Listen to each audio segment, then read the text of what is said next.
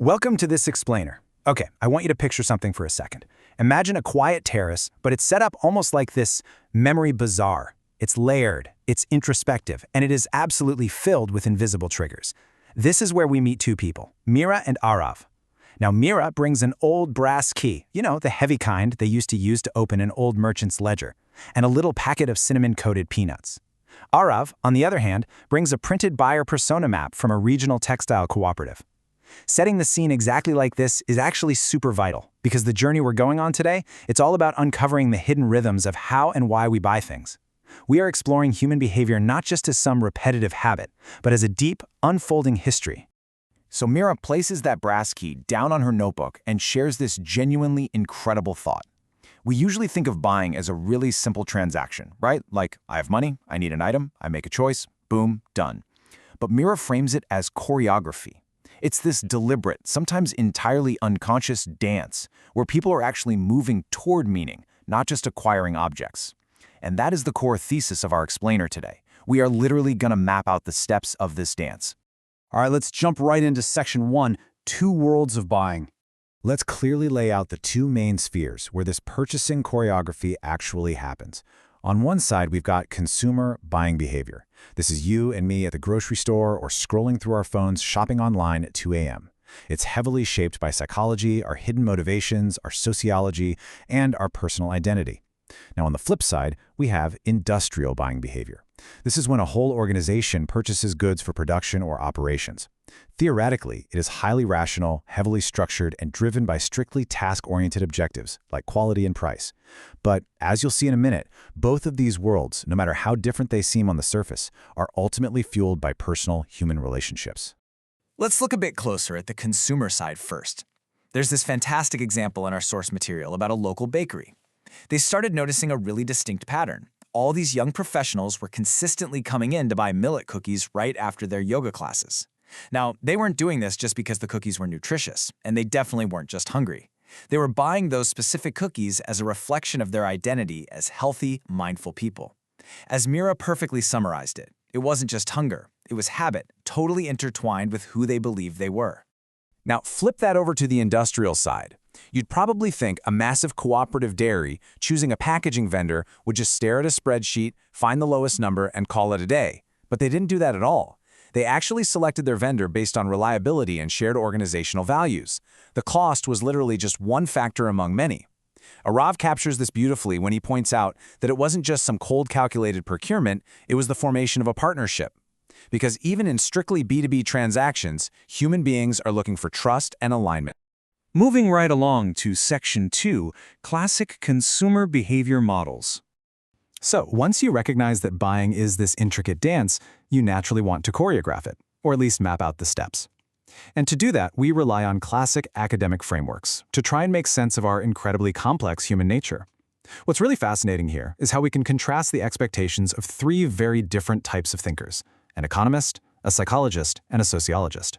The economic model assumes we are these perfectly rational calculators, always seeking maximum utility for our dollar. The psychological model looks entirely inward, focusing on our internal motivations, our perception, and our learning. And the sociological model, it zooms way out, viewing every single purchase as a social act shaped by our class, our family, and the culture surrounding us. Now, the economic model is probably the most famous one, but Mira offers this super poignant pushback against the whole idea that we're simply walking calculators maximizing our utility. As she puts it, people don't always calculate, sometimes they remember. Emotion, nostalgia, and memory can completely override a purely rational economic choice in an absolute instant. I mean, a $10 item might bring you $100 worth of comfort just because of a childhood memory, right? That throws pure rationality right out the window. Turns out, we really aren't just walking spreadsheets after all. And that brings us directly to the psychological model. This one leverages internal processes. Think Maslow's hierarchy of needs or Pavlovian learning. A perfect illustration of this is how a publishing house operates. When they design a book cover, they are definitely not just protecting the pages. They are actively utilizing psychology. They're carefully choosing specific colors, specific fonts, and imagery that are completely designed to instantly evoke feelings of curiosity or comfort or thrill in the buyer's mind before a single page is ever even read. It's wild. Then, of course, we have the sociological model. This is perfectly illustrated by a school uniform vendor from our sources. This vendor observed that parents were choosing specific styles of uniforms not based on the most durable material and not even based on the lowest price. They were choosing based on what the rest of the community was doing. They were literally conforming to the norms of their reference groups. It was a deeply, deeply social act. They were buying into the community culture itself. As the saying goes, it wasn't just fabric, it was familiarity. Which brings us to Section 3, Complex Consumer Systems. The really crucial point to remember here is that human beings rarely act in just one single way. We are doing all of it at once. We're acting economically, psychologically, and sociologically simultaneously.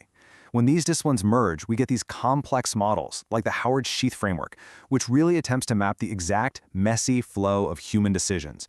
It elegantly combines outside inputs, like marketing stimuli, with our internal perceptual and learning constructs, which eventually lead to the output, meaning the purchase. A fascinating real-world application of this was a cooperative that was trying to get farmers to adopt digital payments. The inputs, the financial incentives, they were great, but the outputs were incredibly slow. Why? Well, because the perceptual constructs of trust, deeply ingrained habits, and peer influence acted as a massive, heavy filter. Trust just mattered so much more than a quick cash incentive.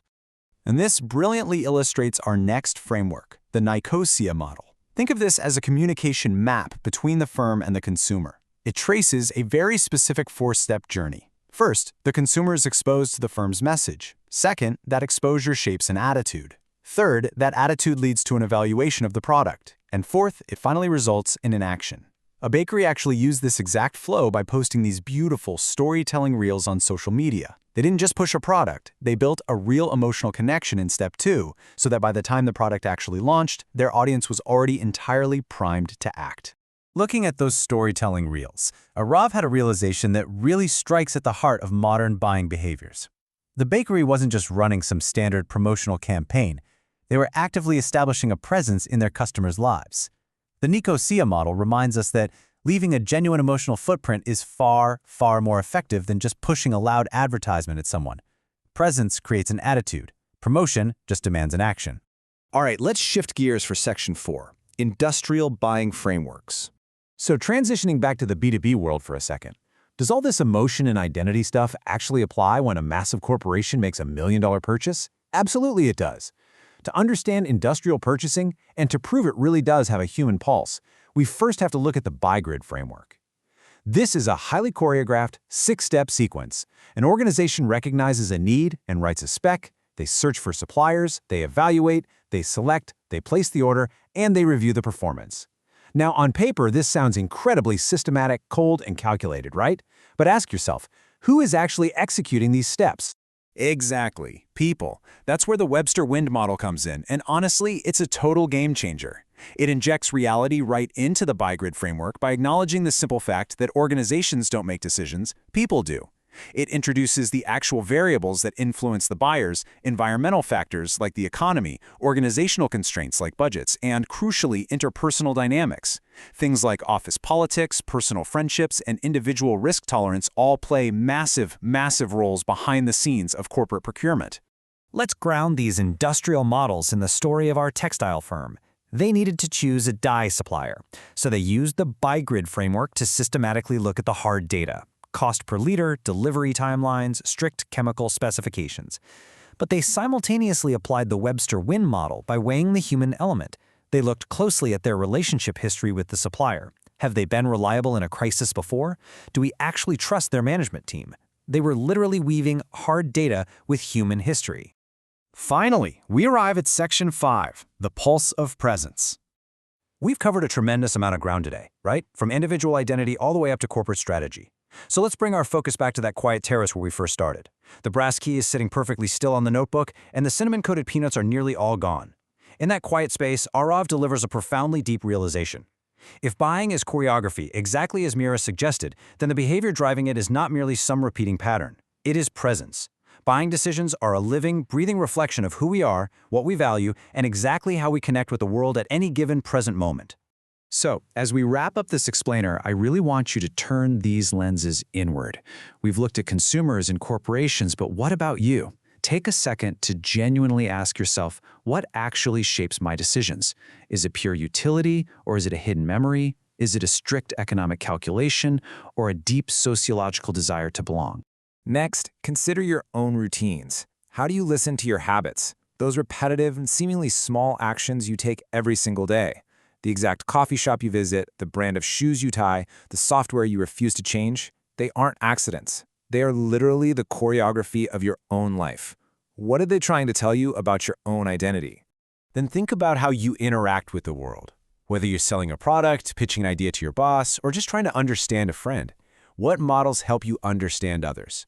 Remember that these frameworks we talked about, they're not just slick marketing tactics. They are tools for deep empathy. They help us actually see the human being standing right behind the transaction. And finally, I'm going to leave you with this provocative thought to carry with you today. In a world that constantly demands we be perfectly rational, yet constantly appeals to our absolute deepest feelings, how do you successfully navigate your choices? How do you, in your own personal life and work, honor both the cold, hard evaluation of facts and the undeniable pulse of human emotion? Think about that the very next time you reach for your wallet.